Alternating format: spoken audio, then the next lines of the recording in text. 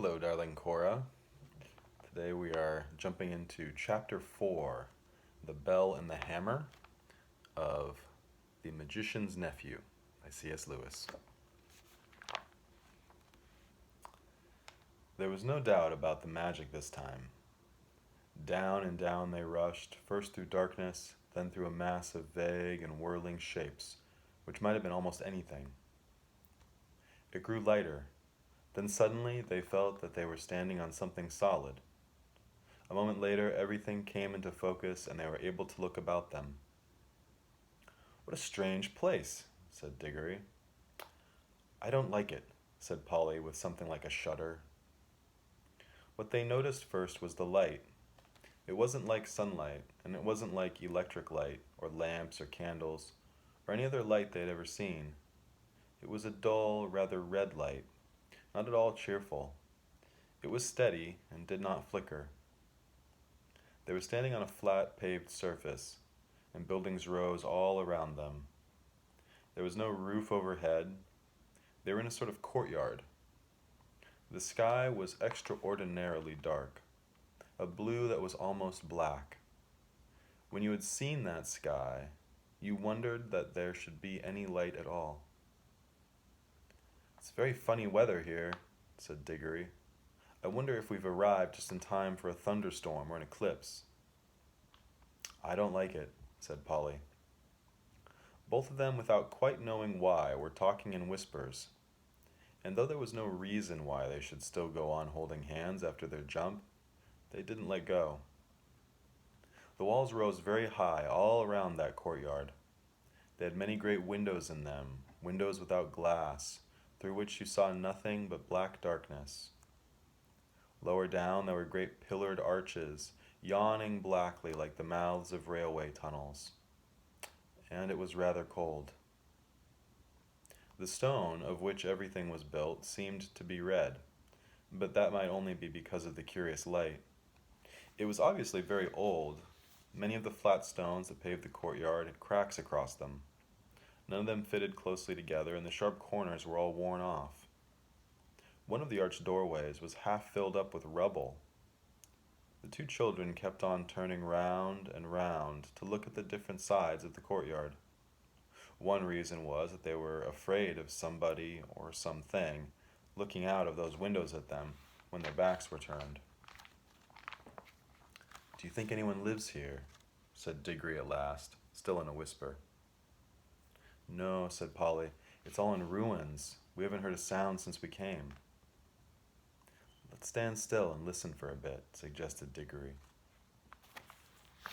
Here's a picture of the old courtyard.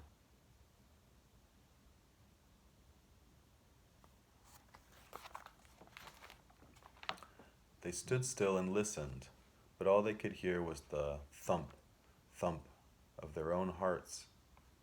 This place was at least as quiet as the wood between the worlds, but it was a different kind of quietness. The silence of the wood had been rich and warm. You could almost hear the trees growing and full of life. This was a dead, cold, empty silence. You couldn't imagine anything growing in it. "Let's go home," said Polly. "We haven't seen anything yet," said Diggory. "Now we're here, we simply must have a look round. I'm sure there's nothing at all interesting here. There's not much point in finding a magic ring that lets you into other worlds if you're afraid to look at them when you've got there." "Who's talking about being afraid?" said Polly, letting go of Diggory's hand.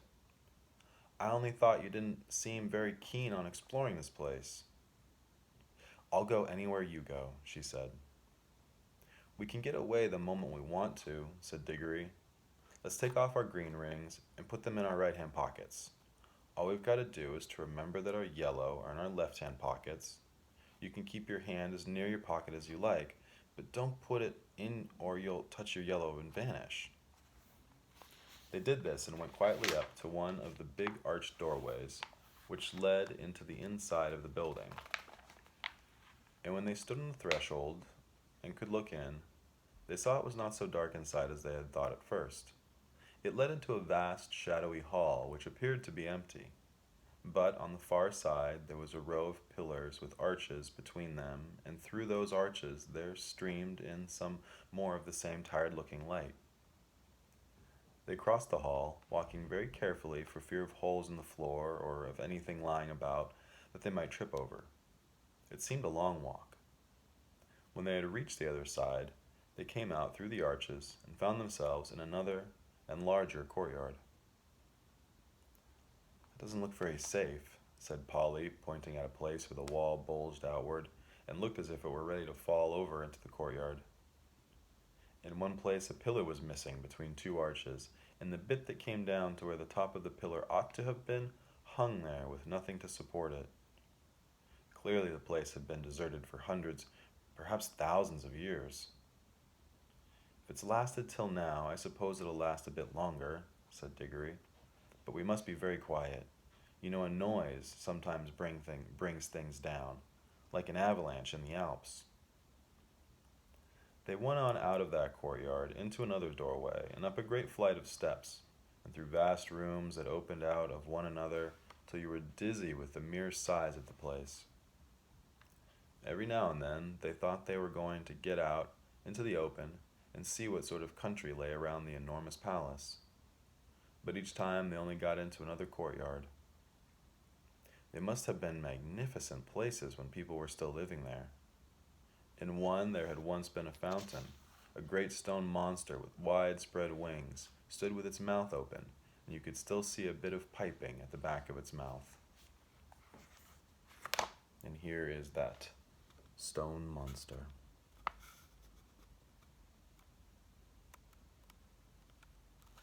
And the piping at the back of its mouth, out of which the water used to pour. Under it was a wide stone basin to hold the water, but it was as dry as a bone. In other places there were the dry sticks of some sort of climbing plant, which had wound itself round the pillars and helped to pull some of them down, but it had died long ago. And there were no ants or spiders or any of the other living things you expect to see in a ruin. And where the dry earth showed between the broken flagstones, there was no grass or moss. It was all so dreary and all so much the same that even Diggory was thinking they had better put on their yellow rings and get back to the warm, green, living forest of the in-between place, when they came to two huge doors of some metal that might possibly be gold. One stood a little ajar, so of course they went to look in. Both started back and drew a long breath, for here at last was something worth seeing. For a second they thought the room was full of people, hundreds of people, all seated and all perfectly still. Polly and Diggory, as you may guess, stood perfectly still themselves for a good long time, looking in. But presently they decided that what they were looking at could not be real people. There was not a movement, nor the sound of a breath among them all. They were like the most wonderful waxworks you ever saw. This time Polly took the lead. There was something in this room which interested her more than it interested Diggory. All the figures were wearing magnificent clothes. If you were interested in clothes at all, you could hardly help going in to see them closer, and the blaze of their colors made this room look not exactly cheerful, but at any rate rich and majestic, after all the dust and emptiness of the others. It had more windows, too, and was a good deal lighter. Here are those figures, dressed in beautiful, fine clothing.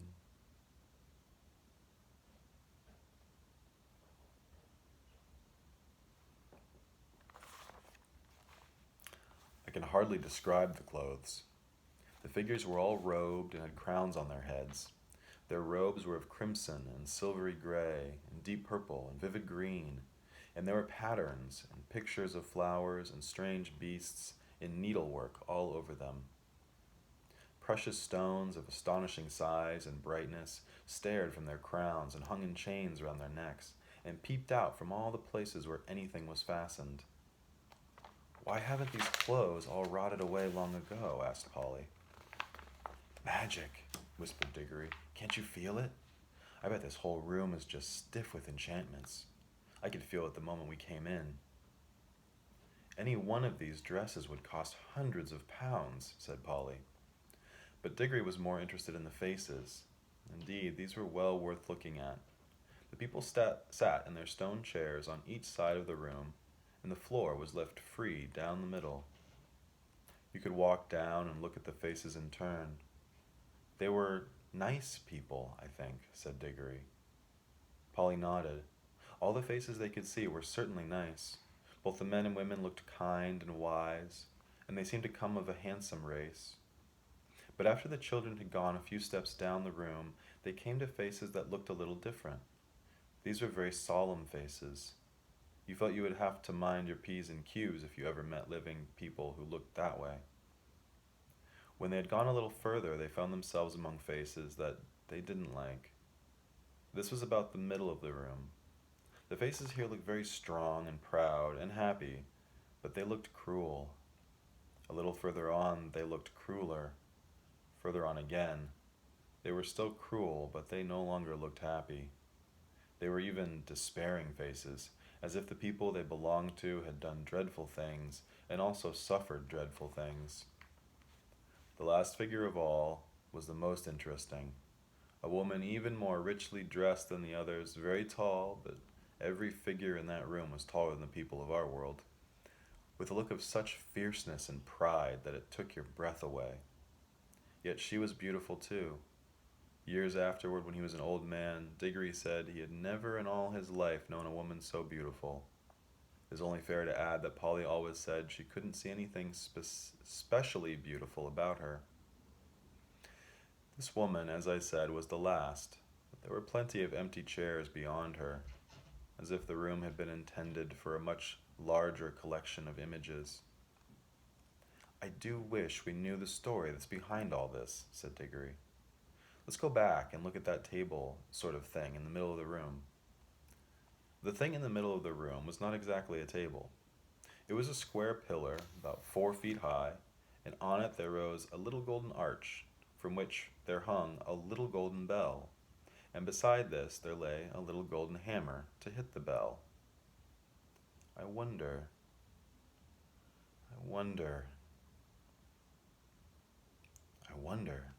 said Diggory.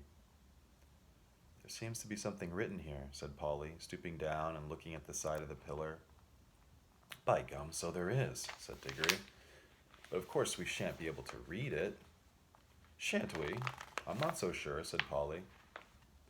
They both looked at it hard, and, as you might have expected, the letters cut in the stone were strange. But now a great wonder happened, for as they looked, though the shape of the strange letters never altered, they found that they could understand them. If only Diggory had remembered what he himself had said a few minutes ago, that this was an enchanted room, he might have guessed that the enchantment was beginning to work.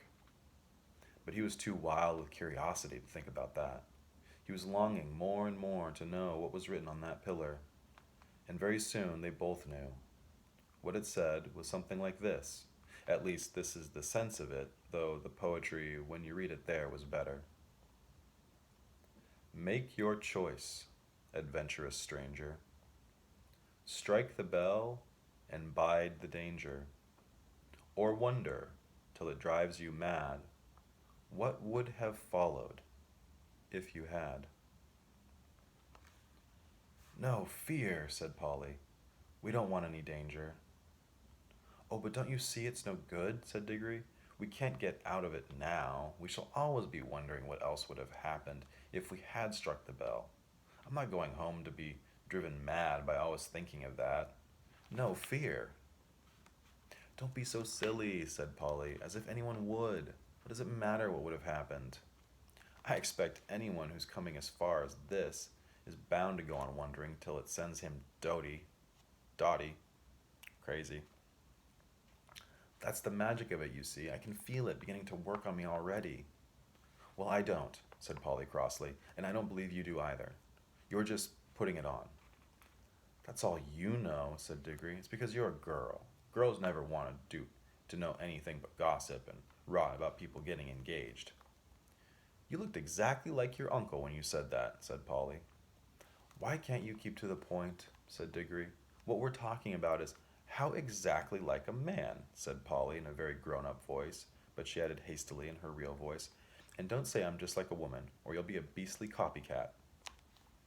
I should never dream of calling a kid like you a woman, said Diggory loftily. Oh, I'm a kid, am I? Said Polly, who was now in a real rage. Well, you needn't be bothered by having a kid with you any longer then. I'm off. I've had enough of this place, and I've had enough of you too, and you beastly, stuck-up, obstinate pig. None of that, said Diggory in a voice even nastier than he meant it to be, for he saw Polly's hand moving to her pocket to get hold of her yellow ring. I can't excuse what he did next, except by saying that he was very sorry for it afterward, and so were a good many other people. Before Polly's hand reached her pocket, he grabbed her wrist, leaning across her with his back against her chest. Then, keeping her other hand out of the way with his other elbow, he leaned forward, picked up the hammer, and struck the golden bell, a light, smart tap. Then he let her go, and they fell apart, staring at each other and breathing hard. Polly was just beginning to cry, not with fear, not even because he had hurt her wrist quite badly, but with furious anger. Within 2 seconds, however, they had something to think about that drove their own quarrels quite out of their minds. As soon as the bell was struck, it gave out a note, a sweet note, such as you might have expected, and not very loud. But instead of dying away again, it went on, and as it went on, it grew louder. Before a minute had passed, it was twice as loud as it had been to begin with. It was soon so loud that if the children had tried to speak, but they weren't thinking of speaking now, they were just standing with their mouths open. But if they had tried, they would not have heard one another. Very soon it was so loud that they could not have heard one another even by shouting, and still it grew. All on one note, a continuous sweet sound, though the sweetness had something horrible about it, till all the air in that great room was throbbing with it, and they could feel the stone floor trembling under their feet. Then at last it began to be mixed with another sound, a vague, disastrous noise which sounded first like the roar of a distant train and then like the crash of a falling tree. They heard something like great weights falling. Finally, with a sudden rush and thunder and shake that nearly flung them off their feet, about a quarter of the roof at one end of the hall of the room fell in. Great blocks of masonry fell all around them, and the walls rocked. The noise of the bell stopped. The clouds of dust cleared away. Everything became quiet again.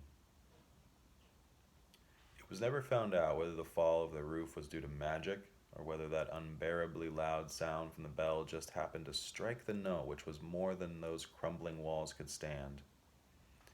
There, I hope you're satisfied now, panted Polly. Well, it's all over anyway, said Diggory. And both thought that it was, but they had never been more mistaken in their lives. Thus concludes Chapter 4, The Bell and the Hammer. Next we shall go on in Chapter 5 with The Deplorable World.